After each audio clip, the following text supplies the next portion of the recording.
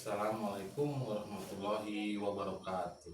Waalaikumsalam warahmatullahi wabarakatuh. Alhamdulillahirrabbilalamin. Wassalatu wassalamu ala asrofil anbiya'i wal mursalin Sayyidina wa maulana Muhammadin wa ala alihi wa sahbihi ajma'in. Salam sejahtera buat kita semua. Salam, Om Swastiastu, Namo Buddhaya, salam kebajikan. Hayu. Ketemu lagi dengan kami Majelis Dzikir Tarekat Naksabandiyah Olivia Al-Mahdiyah Nusantara cabang Jawa Barat,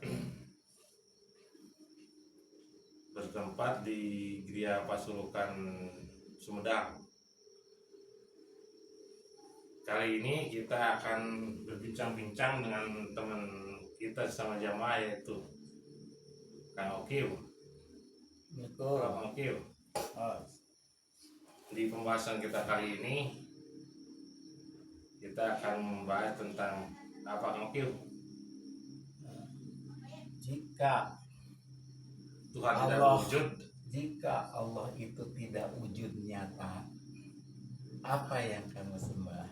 Oh, itu. Jadi Kalau kalau tidak ada wujud Tuhan, terus kita apa yang kita sembah? kalimat wujud Tuhan itu terlalu umum ya. Sekarang ada dibalik nih.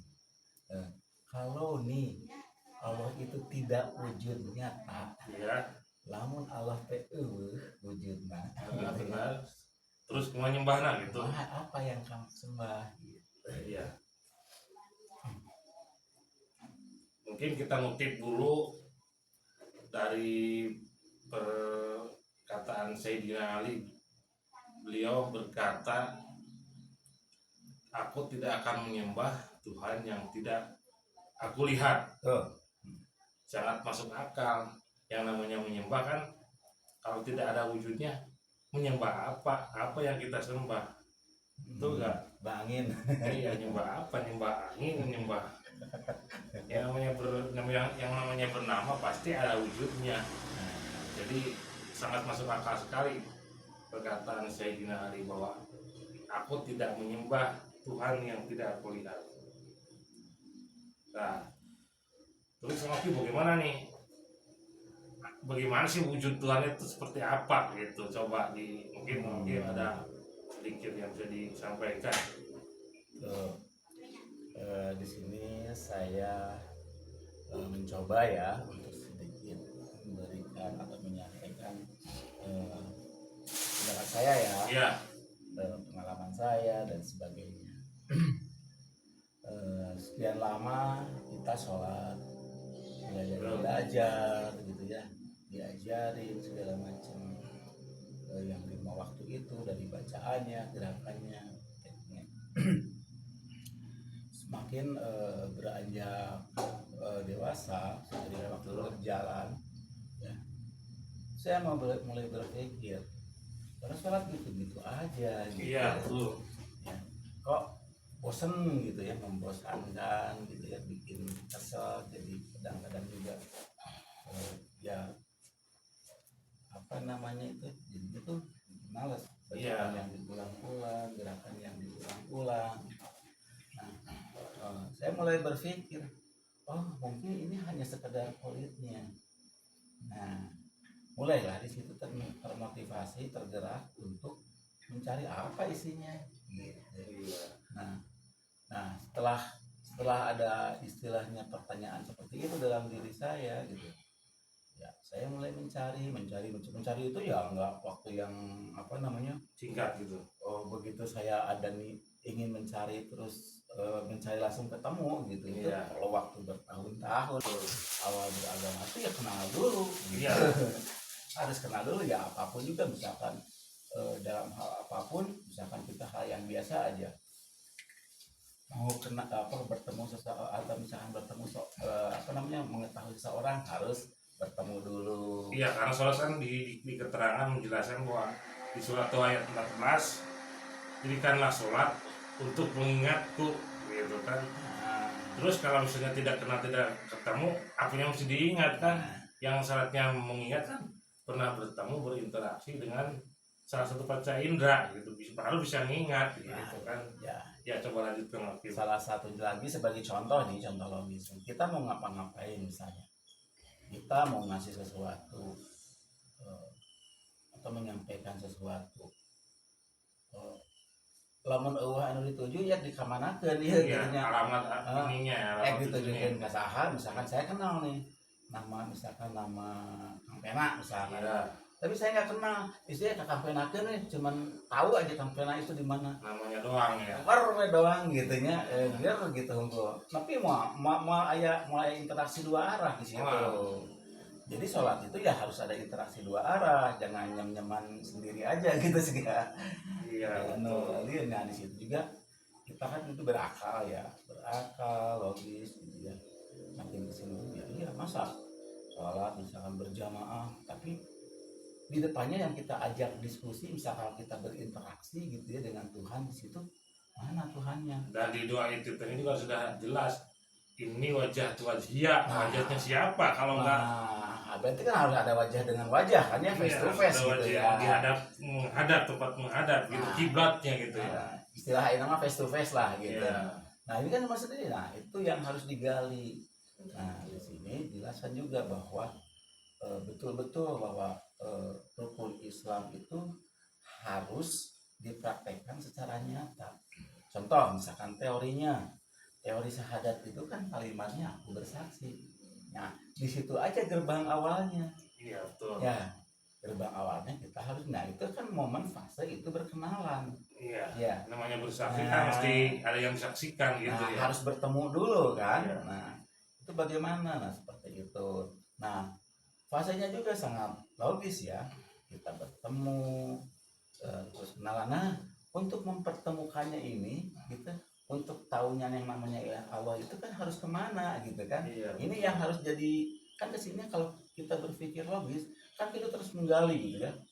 Nah, Iya. kalau misalkan harus bertemu, kemana harus ininya, ke siapa nanyanya, seperti itu. Nah tadi saya sebutkan jadi sekolah ini, saya jadi tahu gitu kan.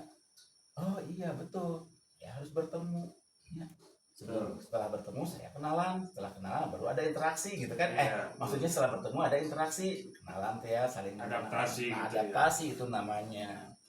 Nah setelah melewati itu barulah kita dipahamkan Betul. bahwa selanjutnya itu sholat.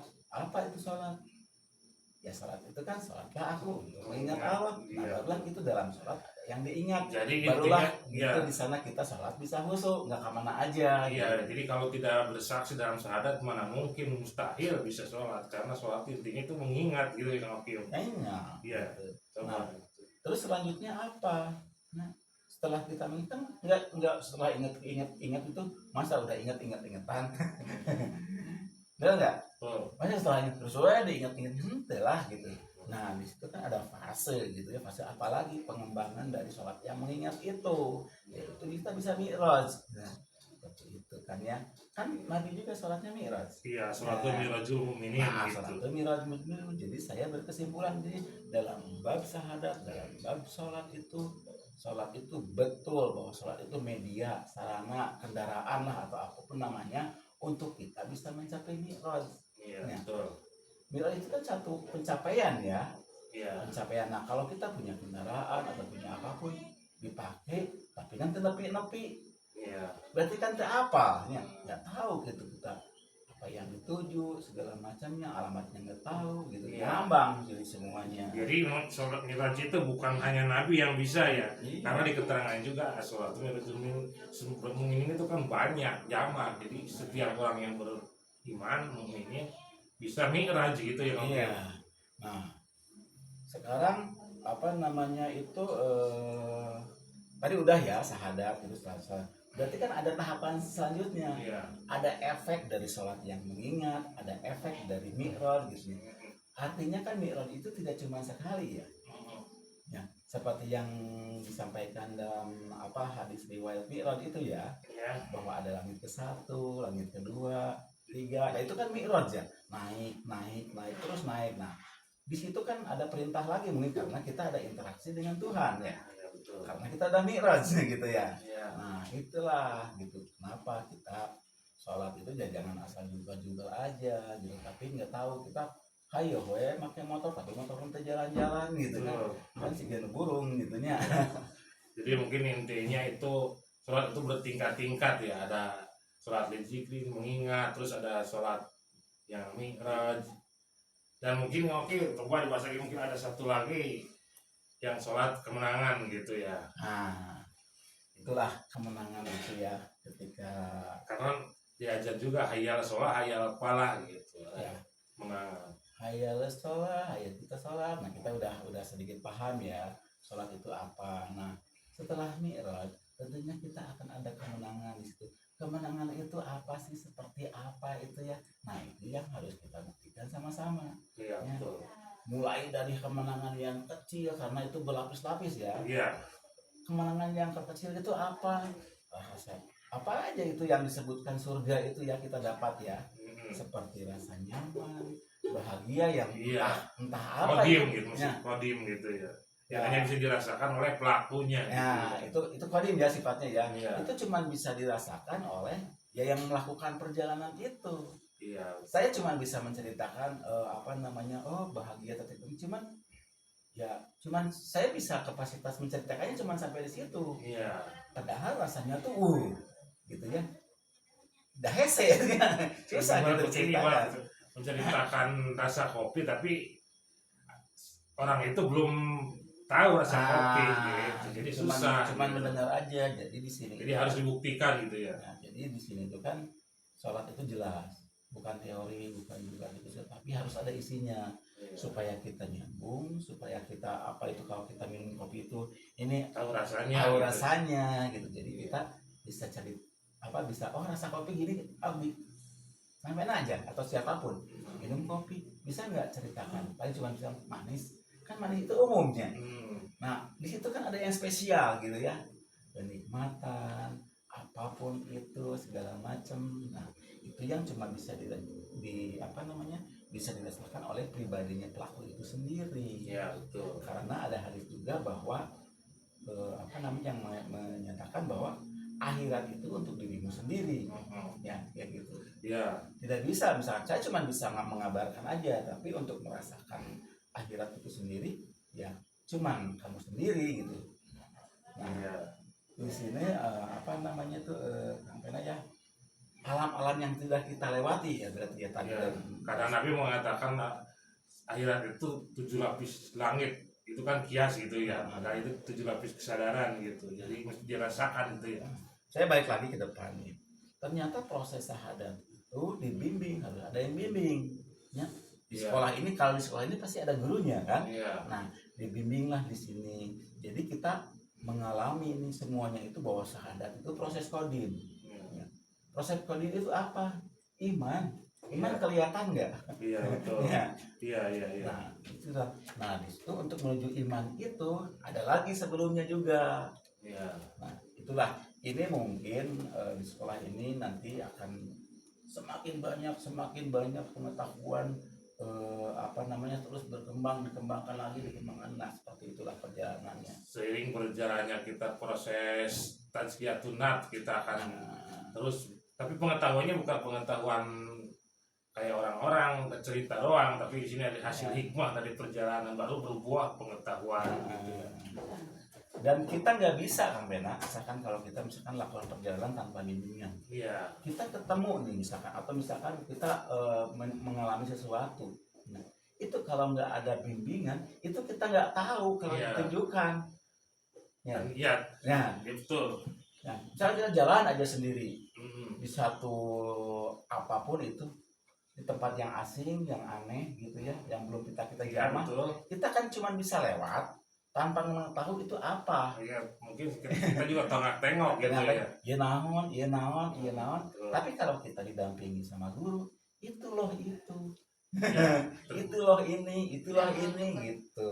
Tentunya dengan guru yang udah hatam, yang udah sampai gitu. Jadi beliau bisa menunjukkan, oh ke sini belok kanan, belok kiri, karena beliau udah tahu. Iya. Logikanya gini lah, logika sederhananya mah. Kalau kita nih awam mau berangkat menuju suatu tempat yang belum kita ketahui, otomatis kan kita perlu panduan. Iya betul. Ya.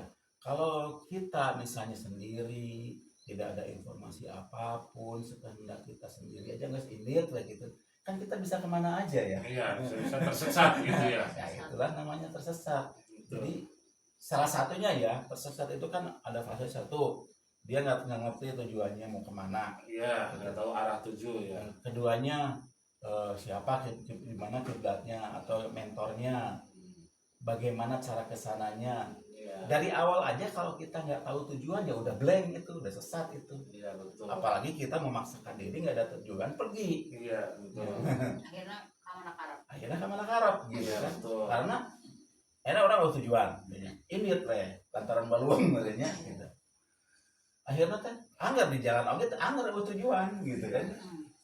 Bisa tujuan naon lieur kena kan itu nah. Iya, ketika nggak ada tujuan ya akhirnya nyasar kemana-mana, nggak jelas. Nggak jelas arah. Oh iya, ini Bu Wiwi ya, Bu Wiwi dari Tanjung Sari. Ya. Iya. Apa tadi judulnya? Judulnya kalau tidak Tuhan berwujud, apa yang harus kita sembah gitu kan. Oh iya. Jadi kalimat pada ini mah, jika Allah tidak ada wujudnya, Ya. apa yang harus sembah? Nah, iya. Ya.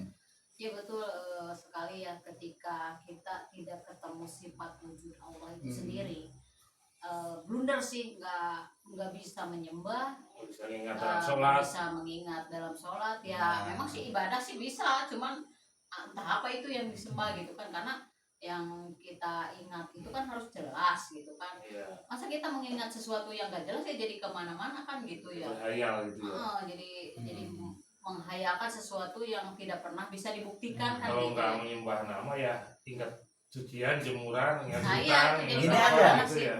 Ini aja, ini wajah tuh, wajah dia gitu. Aku hadapkan wajahku kepada wajahnya pemilik langit dan kan ada wajahnya. Iya. Yang namanya wajah itu kan nama, pasti ada wujudnya. Masa saya gini, ini wajah tuh yang hari pantai mau kayak gitu ya. Atau ingat kunci atau ingat nama kan nggak begitu. Iya. Sebagai awal mula kan kita harus tahu dulu. Ya itu memang tidak banyak diketahui Kang Oki. Kalau nggak masuk ke torikoh yang Tapolis gitu ya. bermetodologi juga tidak akan ketemu sih. Kadang ya memang toriko juga banyak ya, kalau yang sekadar teori juga nggak ketemu kan tetap kan. Jadi memang harus ketemu toriko juga yang bisa benar-benar menunjukkan gitu ya, Iya. gurunya bisa menunjukkan kita ke arah sistem metodologi yang memang linier gitu kan, dari awal sampai akhirnya gitu kan, seperti itu. Memang benar juga di akhir zaman ini benar-benar sudah Islam tuh sudah kehilangan metodologi ya, Iya betul. sehingga berkutat di syariat tanpa lagi mau mencari untuk naik ke level berikutnya, karena sudah terdogma ya, sudah merasa benar dengan ibadahnya, dengan yang sudah dilakukan, Dengan dengan keyakinan keyakinannya. sendiri gitu Ya, ya, betul. hasil tafsir. Betul. Berjalan atau melakukan suatu perjalanan hanya berdasarkan keyakinan. Keyakinan apa yang didengar saja gitu. Iya. Ada Allah maha pengampun lagi maha penyayang. Maha melihat dan Tapi mendengar. nggak ngerti ya, maha pengasih maha penyayang sebelah mana gitu Iya. kan. Sekarang Iya. gini Bu Wiwi aja misalkannya ada tepanggil aja Bu Wiwi kumah saya menangkannya. Nah Iya. sih gitu logis lah, pokoknya nggak logis aja Iya, gitu kan makanya berakal. jelas-jelaskan al Islamu ilmiun wa amaliyun ya. Islam itu ilmiah dan bisa dipraktekkan gitu. Iya. Jadi Terima akal gitu ya. bisa diterima akal. Jadi memang inilah yang bikin blunder itu seperti itu. Jadinya aku juga selalu bilang di bulan itu bahwa kritislah dalam beribadah gitu kan. Jangan hanya sekedar di level 1 gitu kan, semua juga harus ada tingkatannya gitu kan, cuma dari SD ya naik SMP lah gitu kan. Saya juga paham ya, karena saya mengalami gitu. Sholat itu bikin tenang gitu ya. Tapi ya sholat syariat juga sama bikin tenang gitu. Soalnya tenangan naon gugur kewajiban. Ya, jadi itu Gugur sekedar kewajiban ya. Tapi ente gitu nyambung ente itu makan cuma perasaan aja gitu. Iya. Tenang itu kan perasaan. Sedangkan beragama itu tidak boleh cuma sekedar Rasa perasaan. gitu. Kudu nepi gitu. Harus dibuktikan gitu Harus ya. dibuktikan Sampai. aja. Nah itu kita terjebak ya di perasaan di zona nyaman itu. Ya, Padahal Kak. itu Menyambung dari kalau kita tadi, emang Tuhan itu maha meliputi, maha tahu gitu. Tapi kan kalau ibaratnya emang begitu, tapi kan sistemnya bukan begitu. Kalau dia ibarat dianalogikan, ibarat sinyal kan di dunia kan banyak sinyal, misalnya sinyal HP dulu. Emang sinyalnya itu meliputi, tapi kalau HP-nya belum diaktifasi, belum diaktifkan, belum diregistrasi, yang gak terkoneksi, Iya, tetap berarti support. intinya harus ada koneksi dulu gitu. Apa koneksinya? Yaitu tersambung nyanur lewat bayat, dan bayat dulu ya, metodologi agama, jadi jelas clear. Jadi bukannya Tuhan tidak meliputi cuma sistemnya Tapi bukan enggak, begitu kan Tuhan gitu. itu maha. Heeh. Maha itu bukan berarti seperti Tuhan maha. Tuhan mendengarkan maha. Kalau maha ya nggak bisa dijangkau secara langsung gitu kan. ya. Harus ada juga unsur yang maha di dalam diri kita. Maha itu kan dimensi ya. Nah, ya. Dimensi jadi.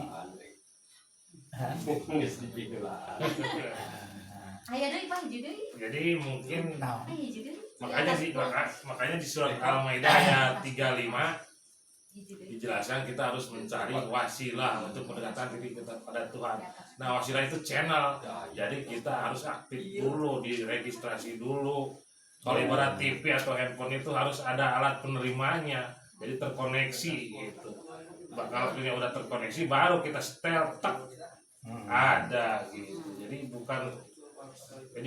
bukan masalah tidak mahanya gitu. Tuhan maha, cuman masalahnya kita terkoneksi enggak gitu. artinya gini lah, kita itu ya, dengan tidur aja bangunlah, Karena agama untuk orang yang berakal gitu ya. bangunlah. Bangunlah. Nah, artinya bangun itu apa? Ya, kita sadar, oh salatnya begini. Kita itu di mana? Kita itu di alam dunia, alam relatif, alam wujud. Tuhan ada di alam maha, di dimensi maha. Mutlak Nah, gitu ya. mutlak. Berarti kalau ingin berhadir dengan Tuhan ya kita harus mutlak. Harus ditanam faktor mutlak gitu ya. Memang faktor mutlak. Iya. Nah, barulah kita Karena sedikit-sedikit, sepertinya karena gini lah ibaratnya terus. tidak mungkin kita sampai kepada matahari kalau tidak melalui sinarnya ya. Nah. Pun Tuhan itu sendiri kan. Nah, Iya, untuk merapikan Tuhan. Ya harus Ya, punya unsur Tuhan kan. kalau misalnya tidak, yang namanya relatif sama mutlak ya, mutlak turun ya relatif hancur. Nah. Seperti kisah Nabi Musa itu kan, ya. Tuhan jangan tidak cuma bisa sekedar dijangkau tahu dengan akal. gitu. Tuhan itu di atas. Mm-mm. Betul, itu Tuhan di atas. Di atas Karena mana? dimensinya yang di atas itu kan. Titiknya mana? Gitu. Gini aja. Dia berada Kita lahir. di atas. Setuju semua. Kita tuh lahirnya turun ke dunia. Mm-mm. Berarti kita asalnya di atas. Yang namanya turun berarti kan tujuannya dari atas ke bawah. Nah, kita lahir turun ke dunia.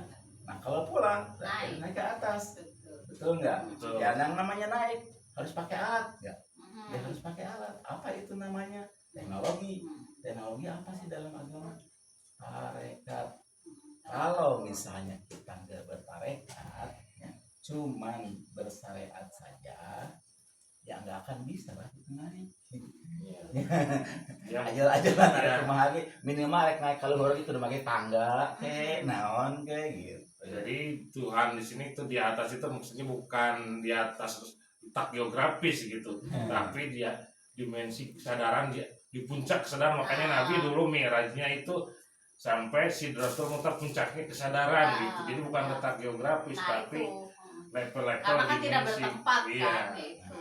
Kesadaran untuk apa? Nah itu kesadaran. Nah kita kan kesadaran itu untuk apa?